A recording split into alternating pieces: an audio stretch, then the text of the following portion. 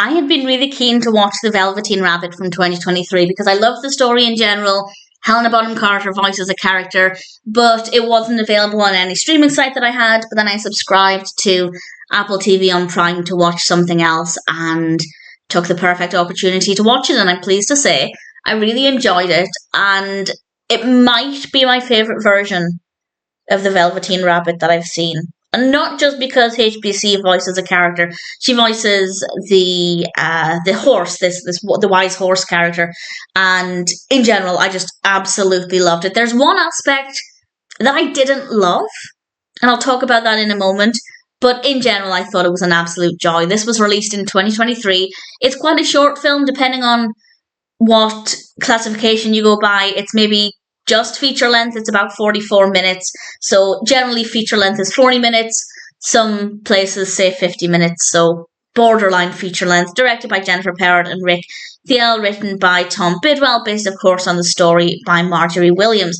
And we have a cast including, of course, Helena Bonham Carter as the voice of the wise horse. We have Phoenix Laroche as William, and Alex Lawther voices the Velveteen Rabbit. And the story, I won't go into too much detail and I certainly won't spoil it, but the Velveteen Rabbit is a soft toy, a toy rabbit given to this boy, and he loves the rabbit, and we see the Velveteen Rabbit. Also, I want to say the Velveteen Rabbit looks amazing. It looks exactly like what I think the Velveteen Rabbit should look like, and that's one of the reasons why it's one of my favourite versions of this story, because it's just absolutely perfect. And we see the rabbit interacting with the other toys. I absolutely love those scenes. It's great fun. It's a really heartwarming, lovely story about a boy's relationship with his toy rabbit.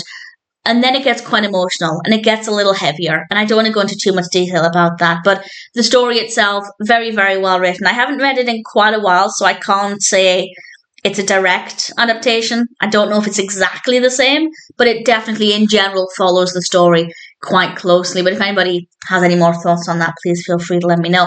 And it's just beautiful. The only thing I didn't like, and it doesn't happen that often, so it's not really a big deal, but occasionally it'll switch to animation. And it's not so much that I don't like the animation style, it's absolutely fine, but I just found it to be really jarring and unnecessary, and I didn't care for that aspect of it. I feel like they were trying to make it even more creative and even more magical, but I think the live action aspect is so stunning. And then the rabbit as a toy looks absolutely amazing. It's so beautiful to look at that the animation just takes away from that. But as I said, it doesn't happen that often. It's not really a big deal. The film itself is absolutely gorgeous. I wish it was longer. It doesn't necessarily need to be, but I was enjoying it so much that I just wish it was a tiny bit longer. And I almost never wish that about films ever. So I think that goes to show how much I enjoyed it.